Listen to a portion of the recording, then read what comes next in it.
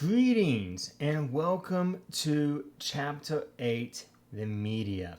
So, before we get started, I'd like to talk about bias, right? Bias. We are all biased, are we not? Right? I mean, you have opinions, I have opinions about things. Well, maybe it's not all about politics, uh, maybe it's about Marvel or DC. Which one's better, right? You can tell which one I prefer. but no, both are good. Both are good. But the point I'm trying to make here is that we are all biased. We are all biased. We have a bias within. So when we talk about the news, one of the things I'd like to talk about is diving into this notion of what is news and what is commentary, because they're not the same thing, right? They're not. One is a statement of what happened. The other, commentary, is an analysis of what happened. Or should I say, an analysis of why that happened, right? So, the two separate things. And to illustrate this just a little bit more, one of the things I like to do is imagine if we were in a classroom, right? And I was standing up at the podium, right, lecturing, and I grabbed my car keys all of a sudden and I tossed them, right? I just tossed them. That's all I did. The news, if you were to tell someone who was not in that classroom what happened, you would just tell them, right? Professor Patterson tossed his car keys. Okay. I mean, that's fair. That's exactly what happened. There's no bias about that, right? There's nothing malicious about that statement. Professor Patterson tossed his car keys. Check. Everything's good. Why did I do that? If you were to convey that to someone and that individual asked you, well, why do you do that? What would you tell them? Think about this for a second. What would you tell them? That the explanation for that event. What could we say? What could you say? Well, the honest truth is to demonstrate a point, to illustrate a point. Okay. Now let's think about this a little bit more. What else can we say? I mean, let's get a little crazy about this. What explanation could you give for me tossing my car keys? Well, an idea that comes to my mind is that Professor Patterson threw his car keys at a student. Well, that's horrible. That's horrific, right? Okay, let's take that a couple more steps past that. Professor Patterson threw his car keys at a black student, or at an Asian student, or at a Hispanic student. Racist? That could be the headline. You see? Do you see where I'm going with this? It's a matter of explaining that news, giving commentary, giving analysis on that event. So, we need to understand there's a difference between commentary and the news. The news is just simply, here's what happened. That's it. There's nothing malicious about it. There's nothing biased about that. Here's what happened. A statement of fact. The commentary is where it's potentially biased, right? That's what can be potentially biased. That can be depending upon the agenda of a particular news organization, whether they lean left or whether they lean right. You know, they depend upon their narrative that they want to set or the ideology for which they have, they may frame that particular event in a specific light, which is potentially bias. Now, whether or not you agree with that bias or not, that's up to you and I. right? We watch the news. When we watch it, right, there is a level of bias in there because we're all biased. Now, for me, I try to make sure that my lectures are balanced. I try to provide both points of view. I am not here to tell you what to think or to give a particular narrative. I am here simply to talk about facts, to talk about ideals, to talk about principles, to talk about government in a somewhat broad way, right? But specific to the topics. The point I'm trying to get at is I try, even though I have strong opinions about government, I mean, it's true, I have very strong opinions. I try to keep that from the class. I try to make sure I put that in check so that so the idea is that you are not, you would think, oh, well, since he's a conservative, oh, well, you think, since I'm a liberal or I'm a Democrat, I'm a Republican, whatever, that I can't say what I want because he won't agree with me or that he'll shut me down. I want to avoid that so much. So I avoid in its entirety telling you what I think about political issues to give you an indication of which side I'm on. And the reason for that is to ensure that I'm as balanced as possible and that you are comfortable with communicating your thoughts, if that makes sense. Because after all, we're here to learn. And I learn from you. It's true. From your perspective. Because let's just face it, we all have different experiences, right? You have different experiences in life than I do. And I have different experiences than you do. And you have different experiences from your classmates, which is awesome. All this is awesome.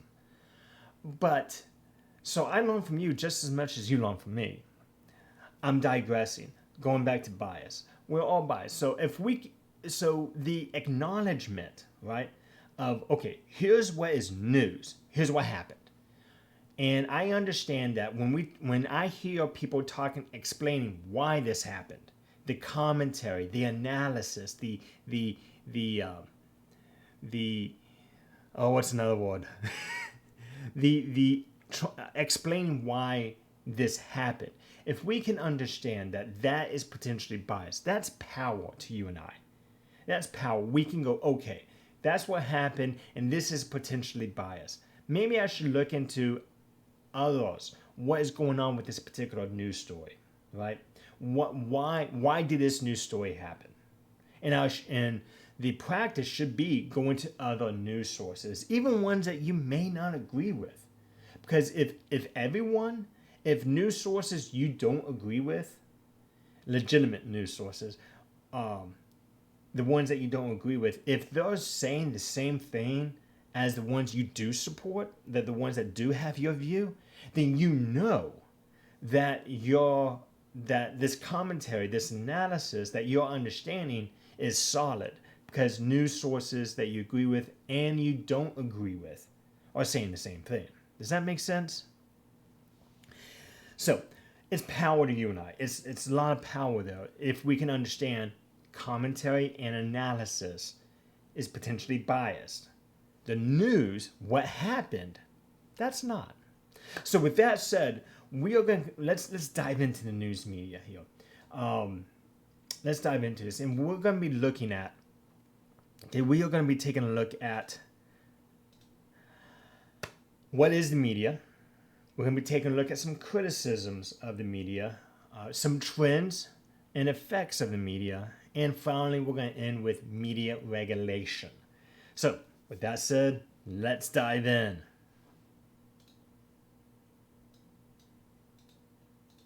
So, the mass media, what is it? It is a collection of all media forms that communicate information to the general public, to you and I, right?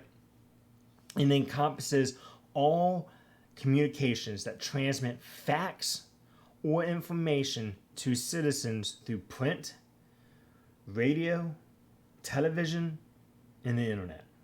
Now, so this is literally all forms of communication, right?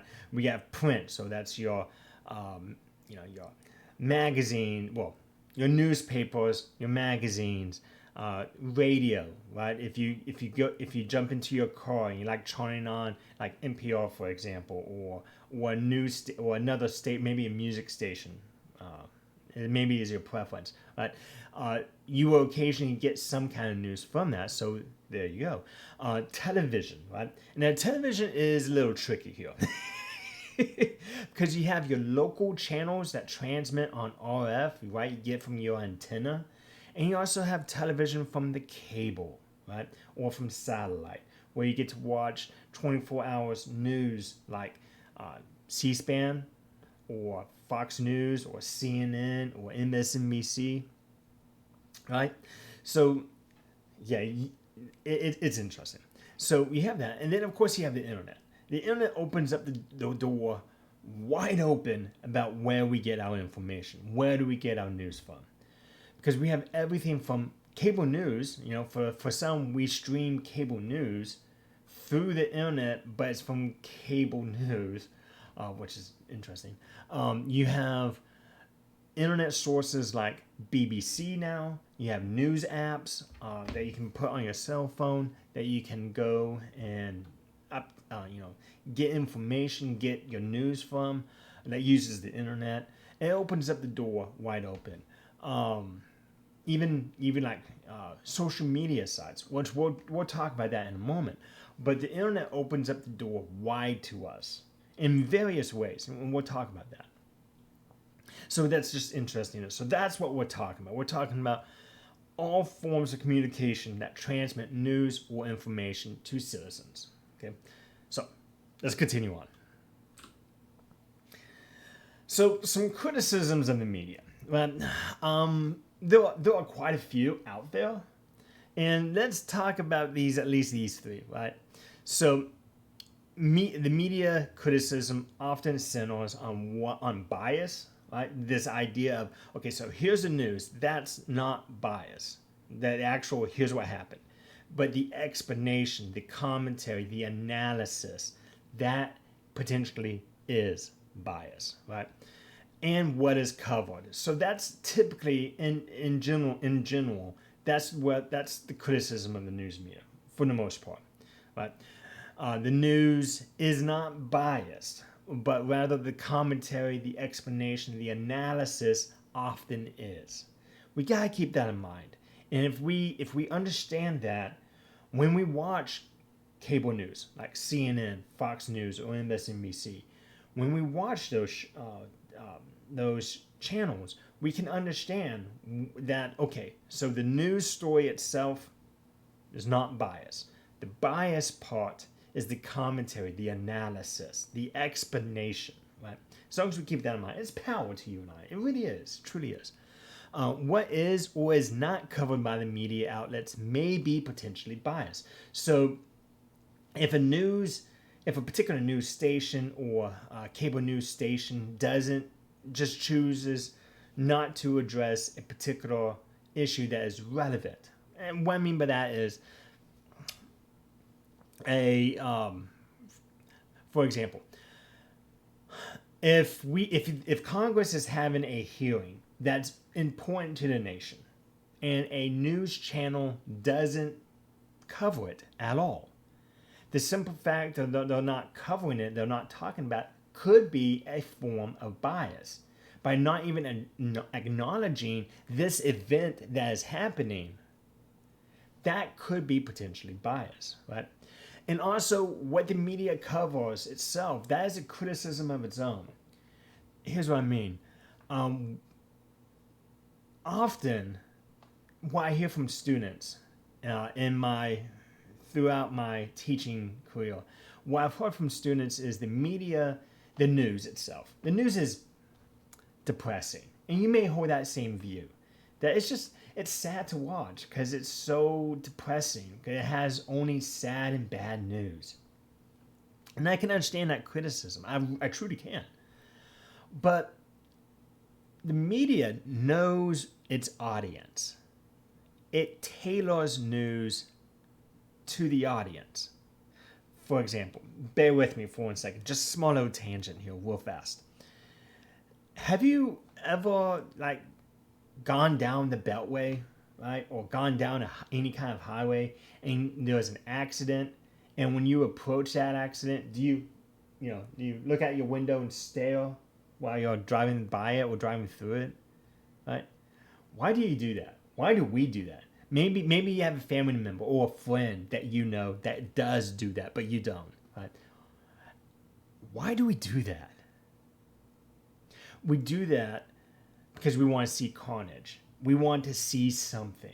We want to experience something, right? Often that's the case, right? That's why we're staring at the window. We want to see something, right? We want to see that ambulance or that fire truck or that massive accident. We want to see it, right? The news media knows its audience. So if you ever wonder, the news is just so depressing, why is that the case? It's human nature, right? So there's that. News media outlets are very aware of its audience and caters to it. Like I said, if you've ever watched local news, specifically local news, you'll catch on to a pattern. It'll be some national news. It'll be another piece of state news. Then it's going to be the weather, sports, no. It'll be national news, state news. It'll be the sports, weather, sports. Then it will be some sad piece of news. Then they'll end it with a happy puppy thing, right? It's kind of like a pattern. It's almost formulaic. And it's formed that way for a reason. It's catered to us. Right?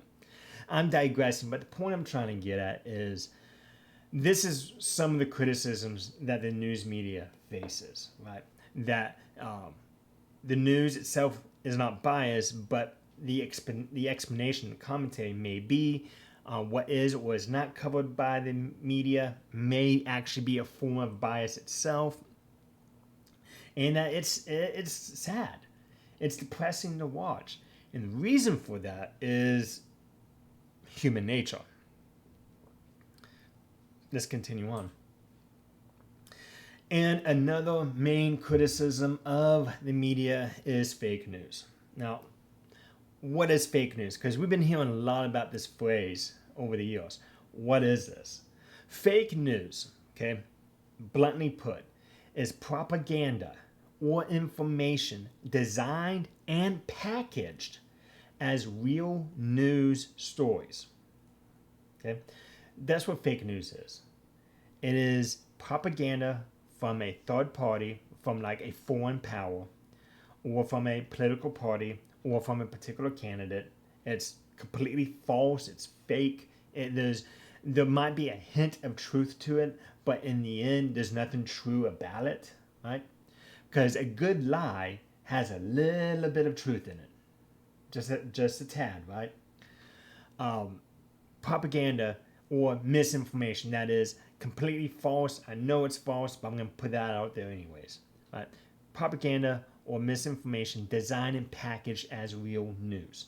Now, often more than not, this is spread on social media like Facebook, Twitter, Instagram, Pinterest, even, right? To influence a political outcome, right? To try to influence an election, a presidential election, a gubernatorial election, right? Some examples that we can look at is the Russian social media campaign that Russia ran in the 2016 presidential election. What the intelligence community of the United States has informed the public is that Russia intentionally used. They went onto Facebook. They illegally grabbed photos of users, potentially you and I even. Grab their photos, make fake profiles, friend everyone, and then spread their own misinformation, their own propaganda to prop up and to squash candidates, to put a fake news or this misinformation about a specific candidate that says something nice about them, or says something ugly about them, either way, it's still not true.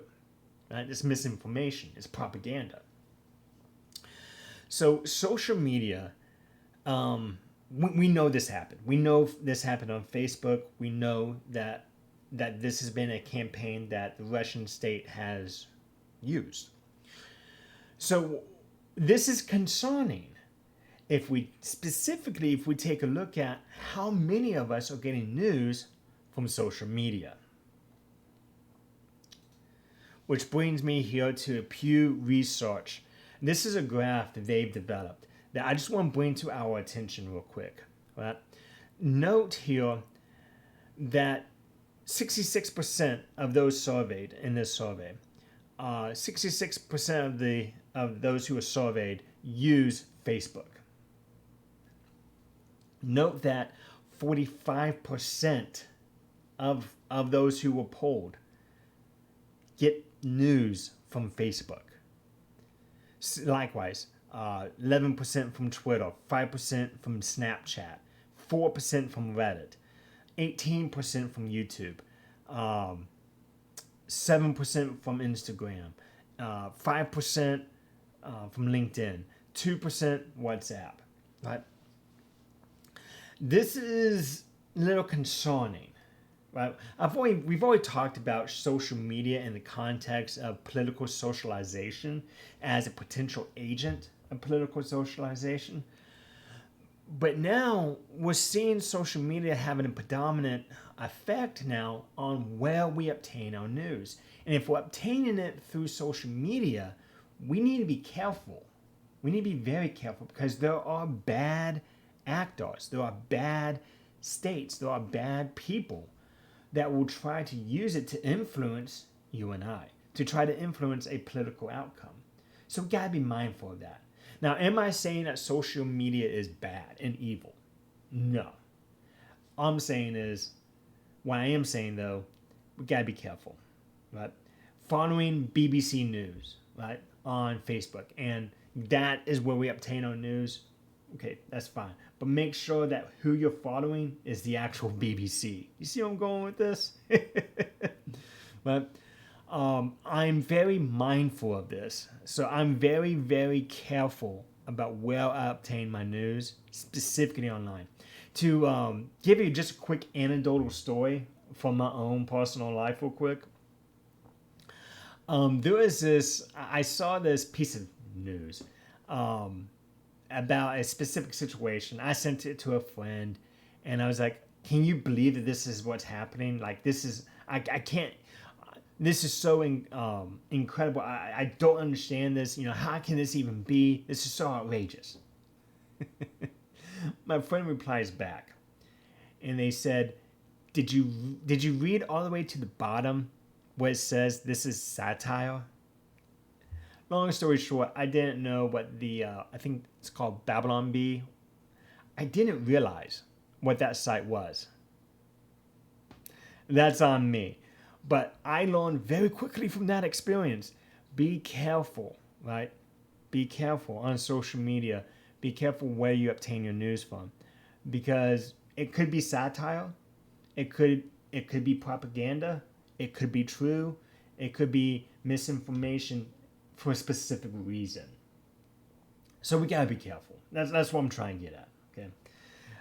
So I'm digressing, but it's interesting to note that a good portion of us, we obtain our news from social media, and that's a little concerning, especially if we are not careful about what we're seeing, about who we're following, about what exactly that piece of news is. Even if it agrees with your overall opinion about the government or overall opinion about politics, you still need to verify. An old saying that was once told to me when I was growing up, and later in life: trust but verify. you know what I mean? Like, okay, yeah, I see that. That matches with what I think, but let me verify that with other news sources. Even with some news sources that I don't agree with. I'm digressing. Let's just be careful, right? So some functions that media solves. And by the way, the news media solves these functions extremely well. I probably should have told you this in the beginning of the lecture. My apologies. I just got, I got thinking about bias. My bachelor's degree, it is in political science as my major, but my minor was in journalism. So the news media itself, I have some experience with. Now, true, very little experience because I did write for the campus newspaper, and I was involved with the campus newspaper. But, and it was at, small level. But nevertheless, I did have to go through an editor. I had to be careful with my language. I was taught, right, how to write and how to, and I had gained experience with how to interview people and how to, make sure, to check my bias, if you will, to put it in check. So the news media has 4 functions, and they are well equipped to solve these 4 functions. Okay, so function number 1, platform. The news media is well equipped to provide a platform to candidates and to political parties to let us know what they think, right? So we can judge them or we can vote for them. They give us the news media serves this function quite well, right? We get presidential debates, for example. We get gubernatorial debates. We get Senate race debates, right? That these candidates are running for high office, and the media gives us an opportunity to listen to them debate, to show us this event that we may not be there in that particular state or in that particular college to witness. So it gives them this opportunity, it gives them this ability to communicate their message, whatever that message may be. It gives them a way, a mechanism, a method to communicate that information to you and I. That's very important, right? We need to know what our candidates think. We need to know what our political parties think so that we can vote for them or not vote for them. That's important. It also provides an open forum for you and I. Yes, so the news media, it serves a two-way street here. It's or more of like a 4-way street. Bear with me.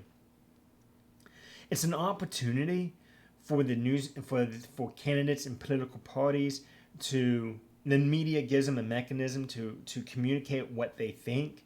It also gives you and I an avenue, a mechanism to express our thought, to give us an open forum to tell elected officials, hey, this is a problem.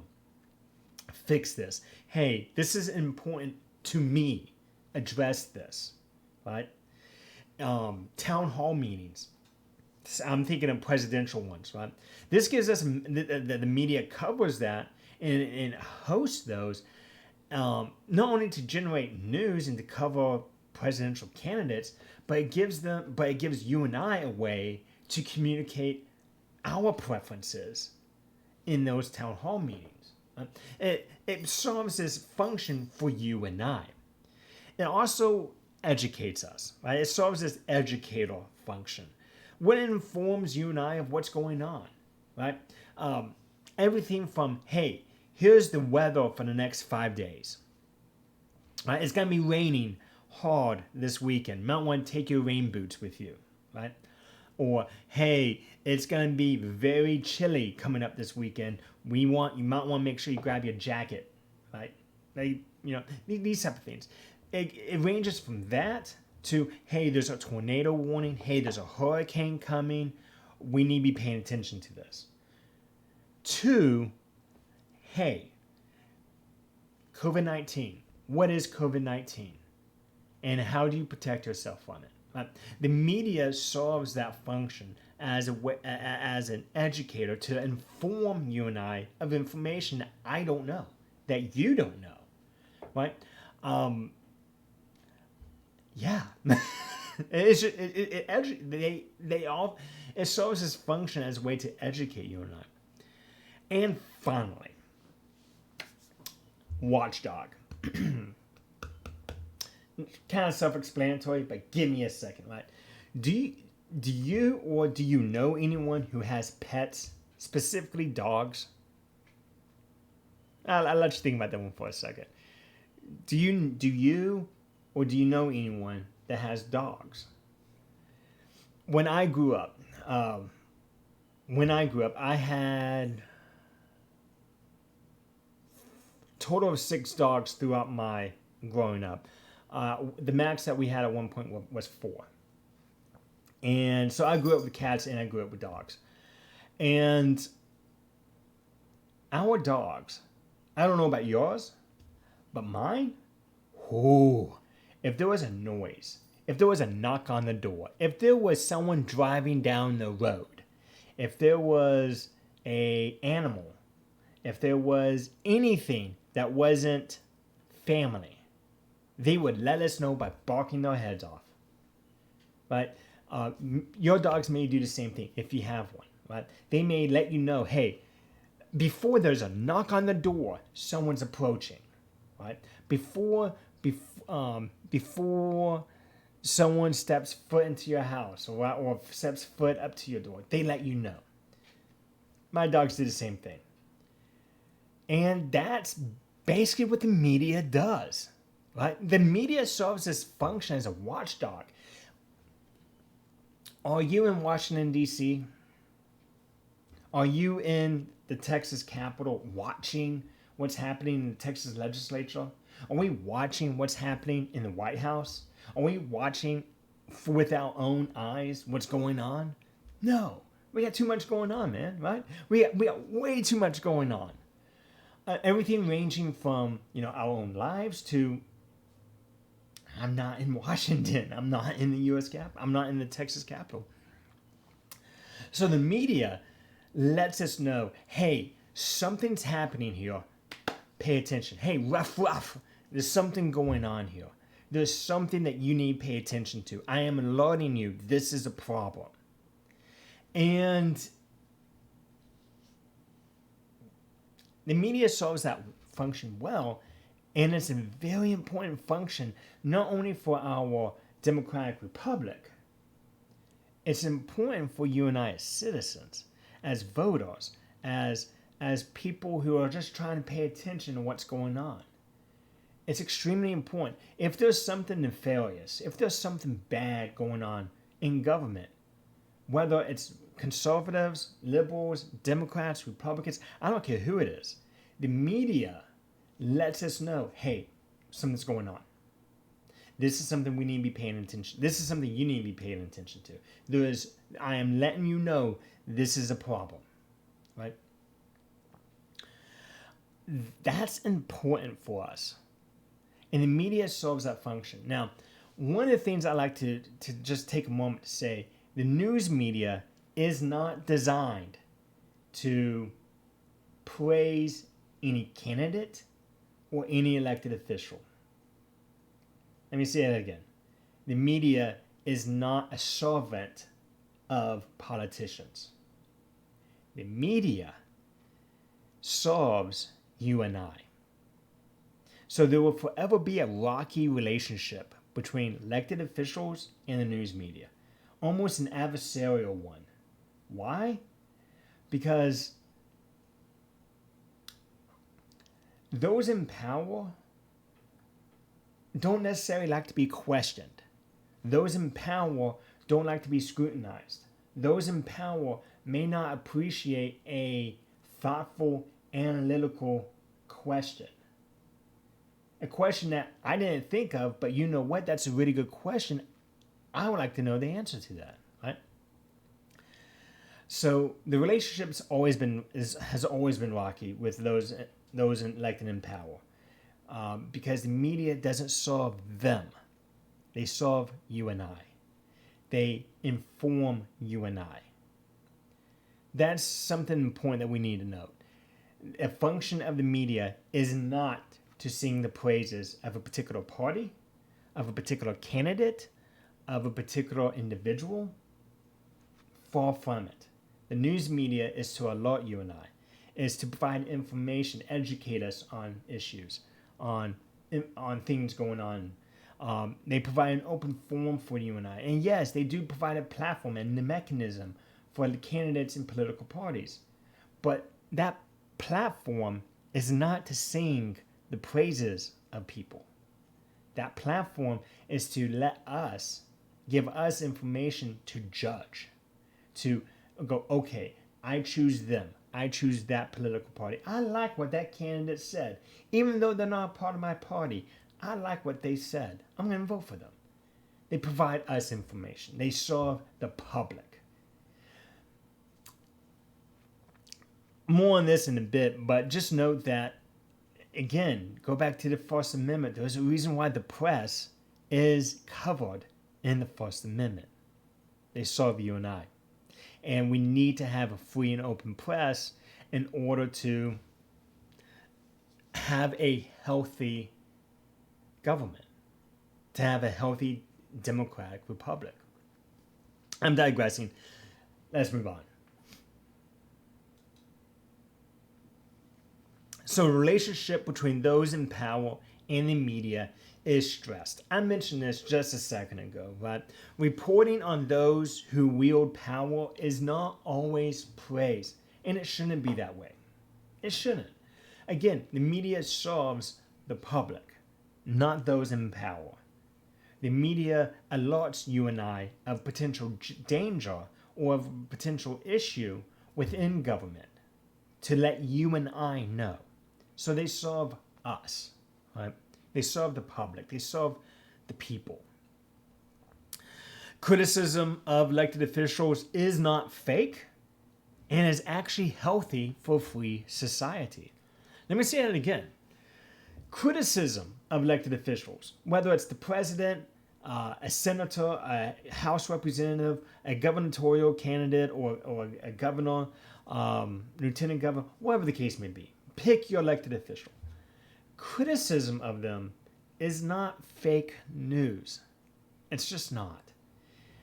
Criticism might often serve that function of alerting you and I, being that watchdog of, hey, something's going on here. That criticism may be to inform you and I on that particular topic regarding that particular candidate, that particular elected official. So we need to be free. Press needs to be free to freely criticize, if so need be, a particular situation, a particular thing of government, a particular act of government. They need to be able to do that. Because if the press is not free to be able to criticize and to be able to alert us of what's going on, then it's basically state-sponsored media, and the state is telling you what to think. Like what we see in North Korea, what we see in Russia. That's not what we want. Yes, is the media flawed? Yep. Is it perfect? Far from it. But it needs to be free. It needs to be. Otherwise, we're getting propaganda from the state. We're getting propaganda from Washington, or from the Capitol, or from Austin, whatever the case may be. So it needs to be free. Balancing between transparency and the right to know and government privilege. It's a balancing act, everyone, y'all. It truly is. It truly is. We need to know what is happening in government. That is a right you and I have. We need to know. So there needs to be transparency. At the same time, maybe there's some certain information you and I should not know. Like, for example, if we are at war, what exactly is our strategy to win that war? Maybe you and I shouldn't be previewed to that. You see what I'm saying? What exactly are the military targets? Well, if they told us, then you're basically letting the enemy know at the same time. Right? So there's certain information that we are not privy to. It's a struggle, right, between transparency, what we should know, the right to know, and of course government privilege. This idea that, okay, well, since we are at a war, since we are in a war, I should say, in this hypothetical that I'm talking about here, how much information should the government release to you and I about military operations? Well, that's a privilege that the government has to go, okay, we'll let you know as much as we can, but there's certain information, yeah, you're not gonna get, and you shouldn't get yet. See where I'm going with this? So it's a balancing act, and it's a difficult one. This isn't easy by no means, by no stretches of the imagination. It's not. So let's dive now into trends in the media. Let's dive into this. So party press era. This is a period during the 1780s in which newspaper content was biased by political partisanship. Yes. Back in the 1780s. Okay, so let's back up a little bit. It is expensive to have a newspaper, to be an owner of a newspaper. It's extremely expensive. Why? Because you're printing on paper and you're using ink. These are not necessarily cheap objects, right? These are not cheap resources to obtain. Right? So there's that. And of course the machinery you would need to actually print, right? En masse. This is not in the maintenance that goes along with it. It's not cheap for a newspaper to operate. It's just not. So back when newspapers began here in the United States, right, in the 1780s, what we saw were political parties owned. You heard me. Political parties owned print media. And, so if we take our political parties now back to the 1780s, well, the Republican Party would have their own newspaper. And of course it would be biased towards the Republicans. Of course it would. And likewise, the Democrats would have their own newspaper. And of course it would be biased. No political party is going to criticize themselves. Right?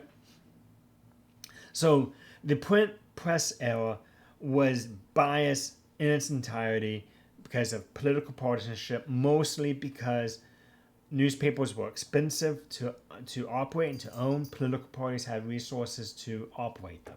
Okay, that's one. And also those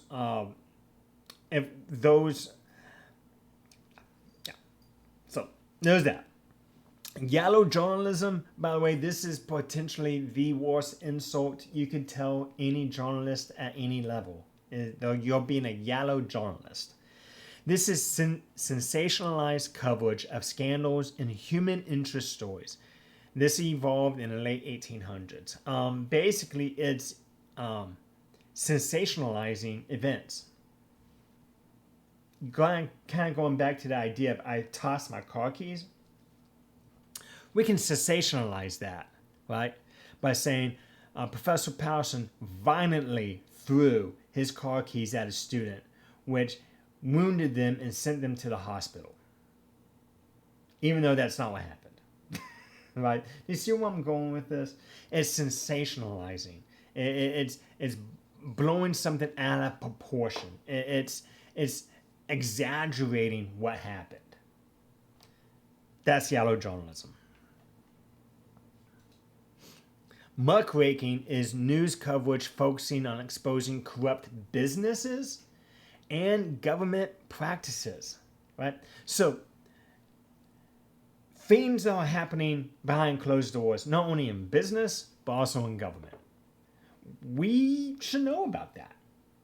Should I spend my money at that business over there?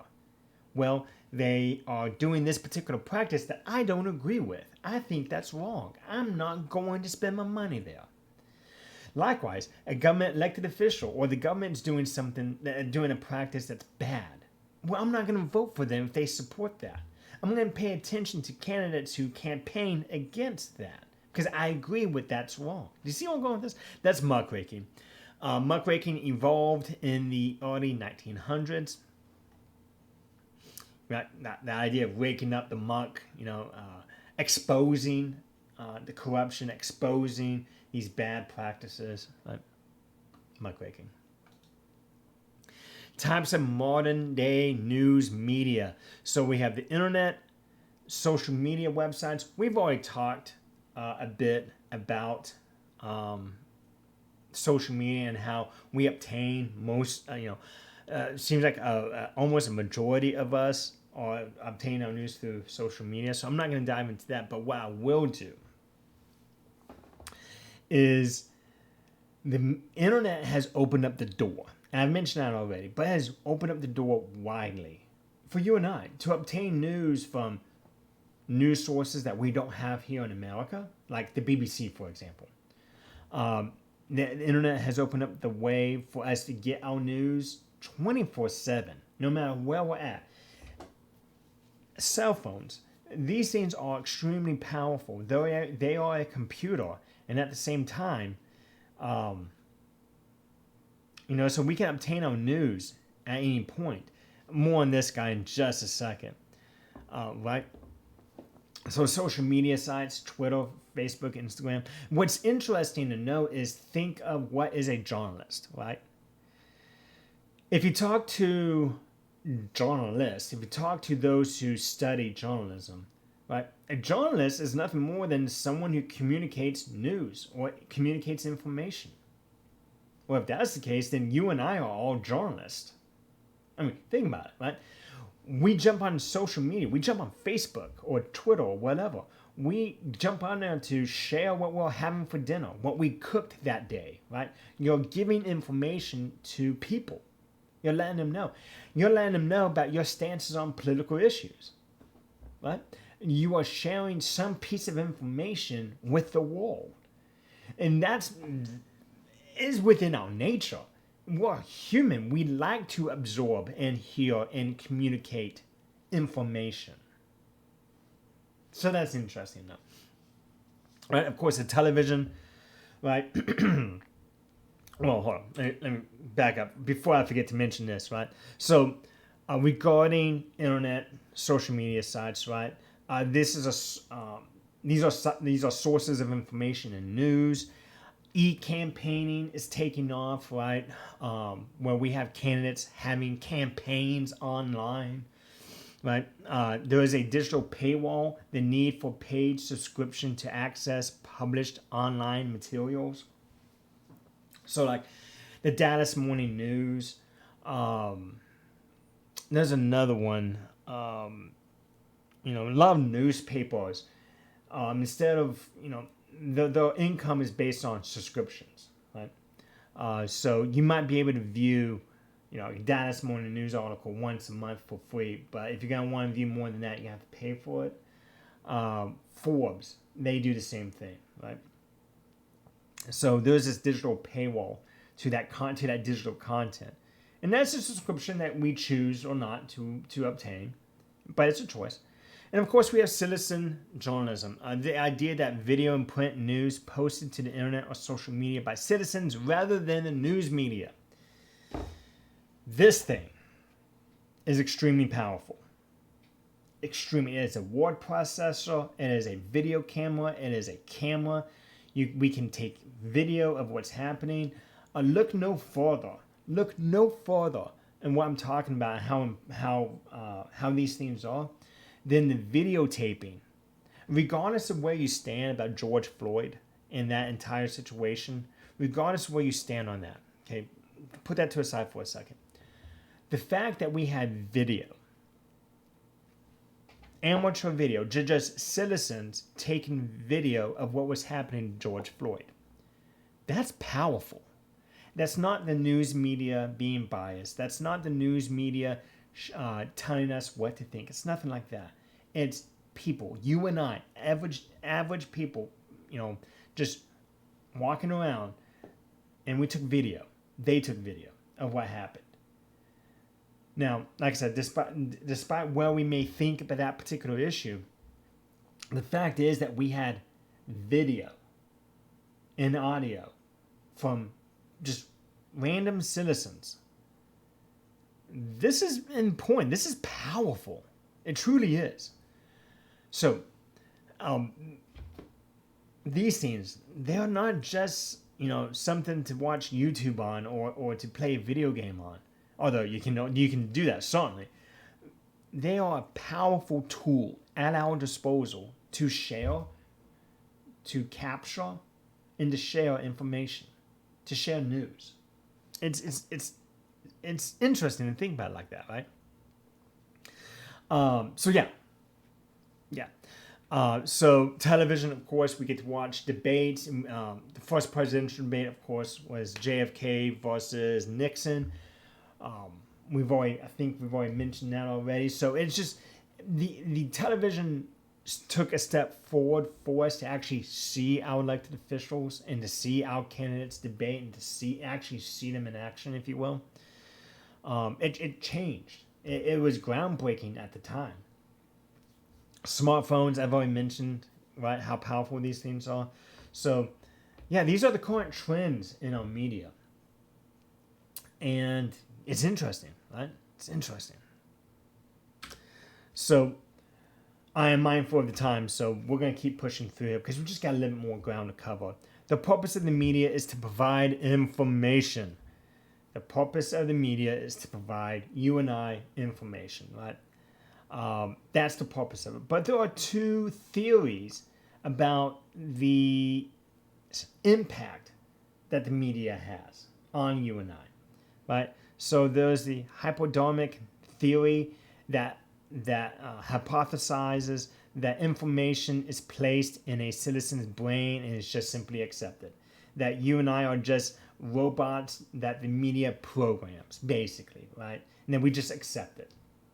There's the minimum effects theory, which hypothesizes that the media has actually little effect on you and I. So these are two theories, right? These are the two theories that are out there that political scientists look at to try to explain the impact, if any, the news media has. And these are two opposing hypotheses. What do you think? Do you think that that the media places information in our brains and we just simply accept it? Or do you think that the media actually has very little impact on you and I? What do you think? I'm curious. Let me know. It's interesting, right? It's interesting.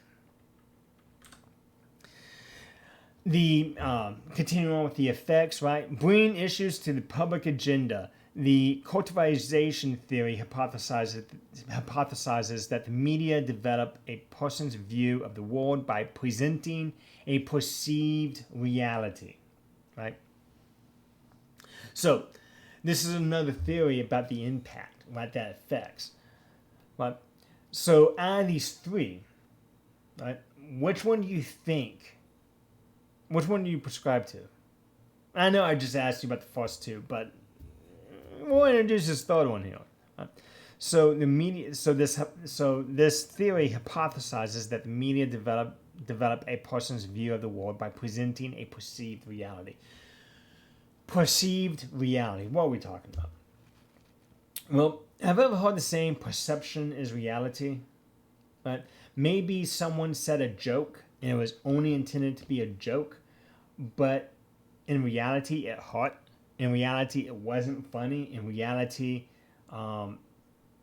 it's not funny, if that makes sense. This idea that what you and I perceive to be real, it's real to you and I. Right? It's real to what we experience. It's real to us. So this cultivation theory, right, says that the media presents to you and I a perceived reality. Do you buy that argument? Do you buy this hypothesis? Let me know.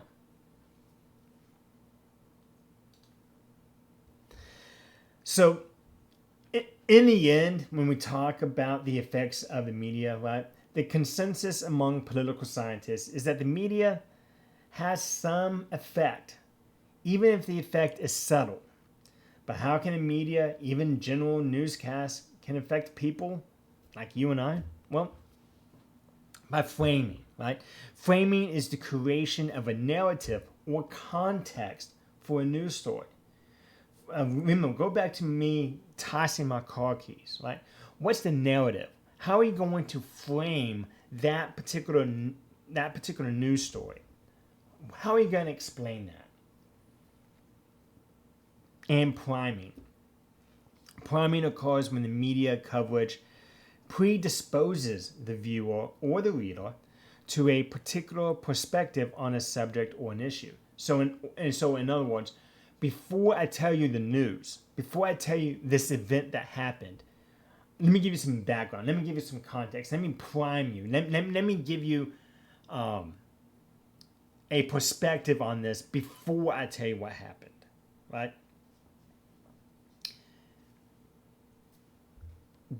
That's where we're at. Right?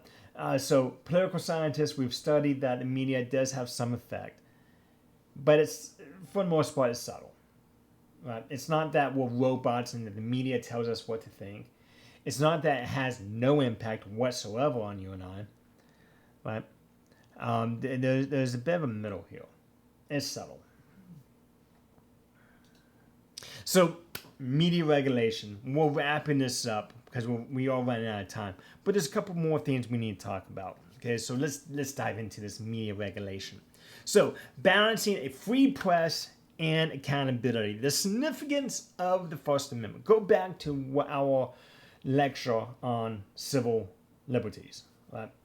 The press is extremely important. You remember there are 5 protected freedoms in the First Amendment. 5. From government interference. If I'm remembering the order correctly, and I'm pretty sure I am, the very first is religion, the second is speech, the third is the press. Okay, I want to focus on that third one. The fourth is assembly and peacefully assemble and list of grievances. I might be, yeah, that's right. I have that right. So I'm digressing. So the significance of the First Amendment, I want to focus in on that press, right? The media is free to operate.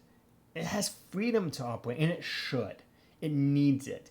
If you and I want to live in a free society, we want to have a healthy democratic republic. If we want to have a healthy government, we must have a free and open media. It's really that simple. This isn't a partisan issue.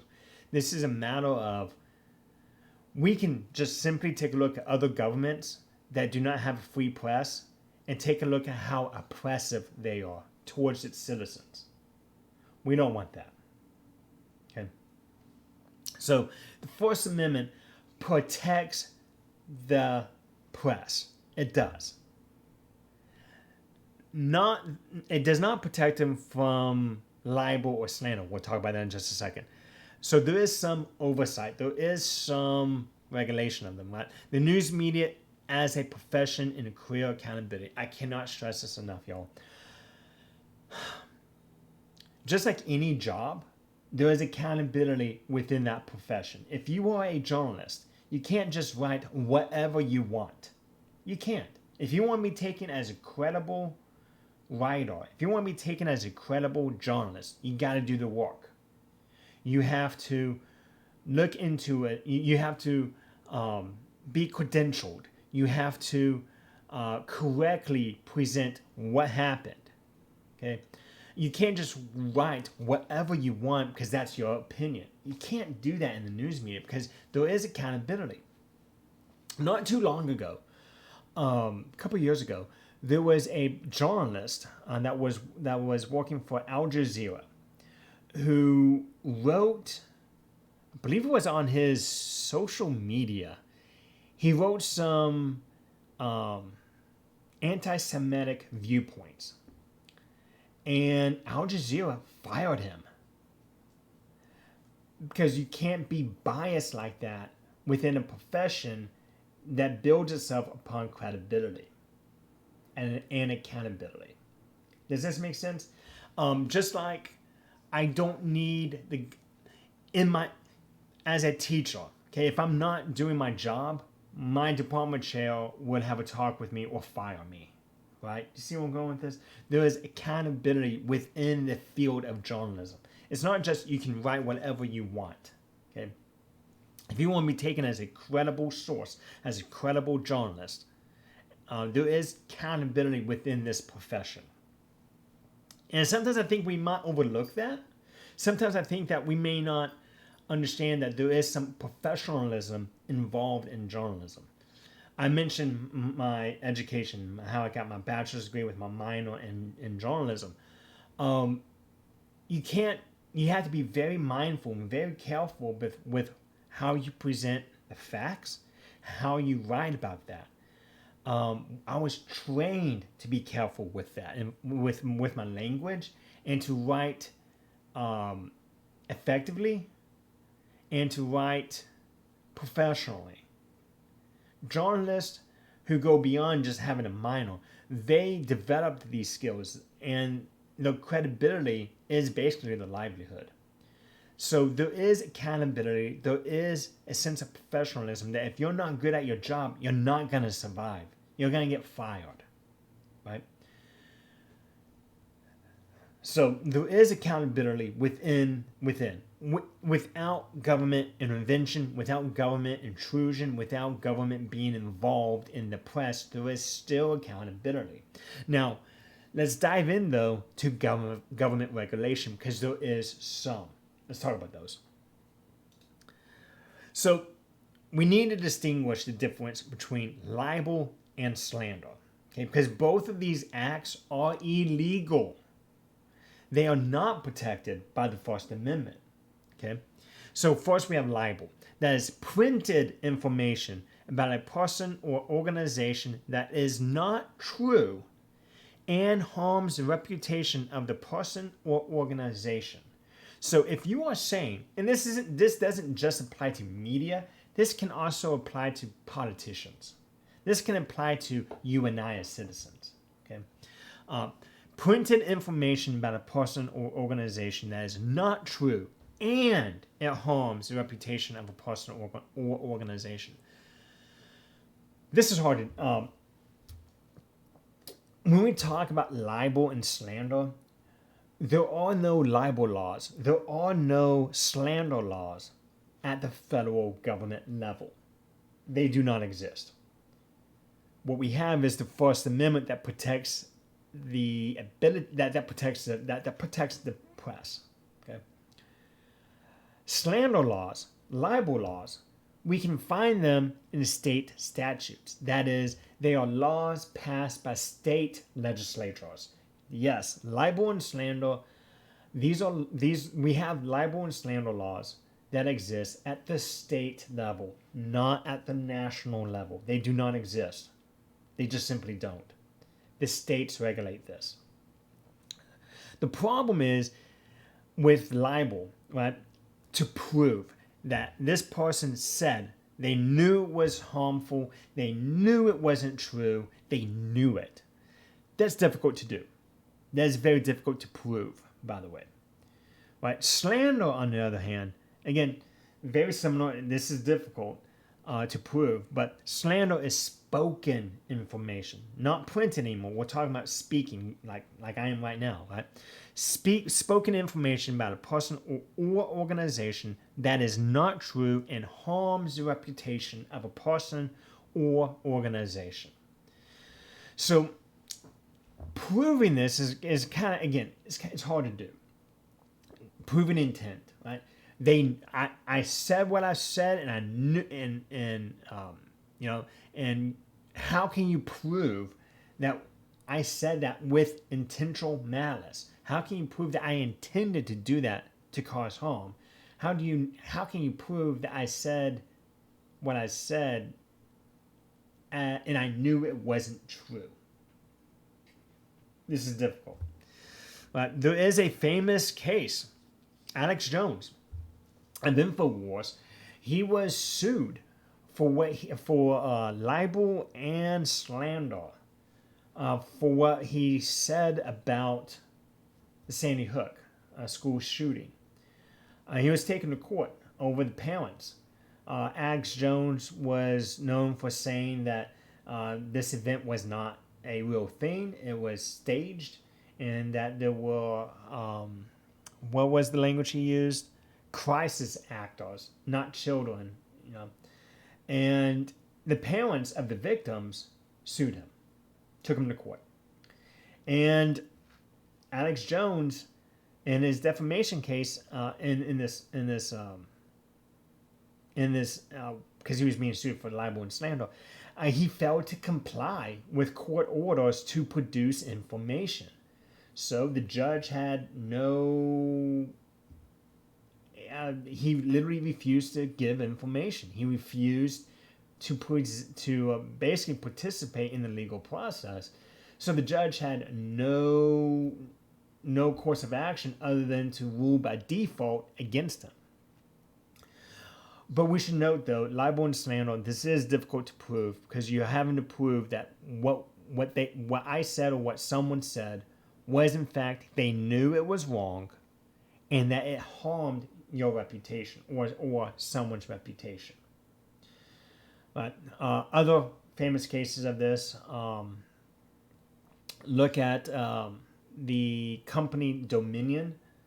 They are a voting machine. They are a voting machine company, and President Trump has spoken about how they were fraudulent and that they were wrong and that they were corrupt. That has an impact on that particular company's image. Right? But the challenge is, can you prove that what the president said he knew was wrong? And so this is difficult. But again, there are no national libel or slander laws. They do not exist. These exist at the state level. The state legislatures get to regulate this component. But what is done at the national level, is regulation of frequencies. Right, let's talk about the Communications Act of 1934. This created the FCC. It's also referred to as the Federal Communications Commission, the FCC. That's what it stands for. This combined and organized federal regulation of the telephone, telegraph, and radio. Yes, radio. So this is often where I like to talk about RF or radio frequency.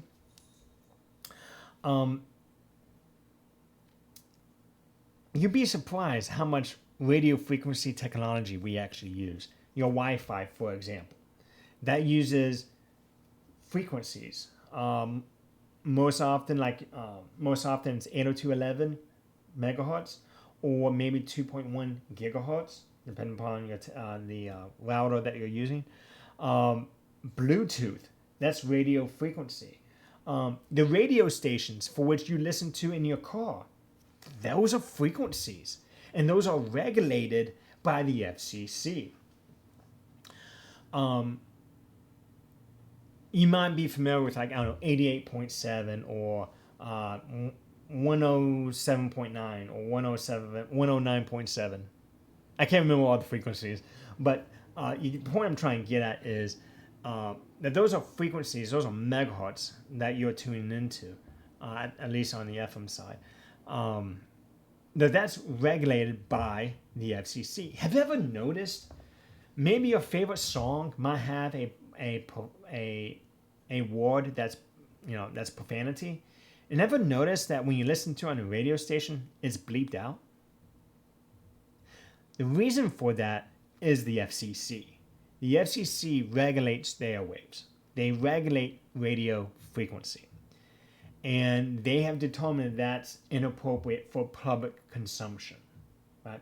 Because any child can put on, that radio station, right? Ever notice that there are certain words removed out of movies if you watch it on your TV that's not on cable, right? Or certain scenes that are cut out? It's because of the FCC. Right? The FCC regulates that, regulates the airwaves.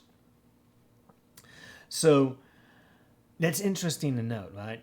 And one last thing I want to mention real quick is that the FCC, there is a hobby. You might have heard of it. It's called amateur radio, or commonly referred to as ham radio. But this is it's a hobby but at the same time, it's also you have to get your FCC license. There's a test that you have to pass in order to get your FCC license, and then the FCC assigns you a call sign, and you're able to operate on certain frequencies that you tested on. Right? The point I'm trying to get at is all this is regulated by the FCC, by the Federal Communications Commission, which was established back in 1934. It's been updated periodically to add provisions governing new forms of communication, such as broadcast, cable, and satellite television. The FCC has been updated. The Communications Act has been updated as technology improves, as we have new forms of technology that originally we didn't have at the time. Right? So the FCC regulates in the context of the equipment for Wi-Fi, going back to that idea. Amateur radio equipment is FCC regulated, that type of thing. So yeah, there is regulation of the media, but not necessarily in its content. Again, that goes back to the First Amendment. But let's talk about that content. So the FCC had a policy. It's called the Equal Time Rule, the ETR, that all candidates running for office must be given the same amount of radio and television airtime. You can't be biased. You can't be partial to a specific candidate or a specific position or a specific political party. You have to give equal airtime to both sides. It's called the Equal Time Rule. And the FCC created that, established that for television. Right? The Freedom of Information Act, FOIA. Right? This is a federal statute that requires public agencies to provide certain types of information requested by citizens, requested by news outlets, requested by the public, requested by you and I. Right? We have the right to information from the government. And we can obtain that information by completing this FOIA, right? This Freedom of Information Act. Now, depending upon what we're asking for, we may not be granted that information, depending upon what you're asking for. If you're asking for like the nuclear launch codes to our nuclear weapons, we're not getting those, right? We're not getting those. But who donated to your campaign? What corporation has been funding you, right? What's the government doing regarding this specific issue? But we have the freedom to ask that.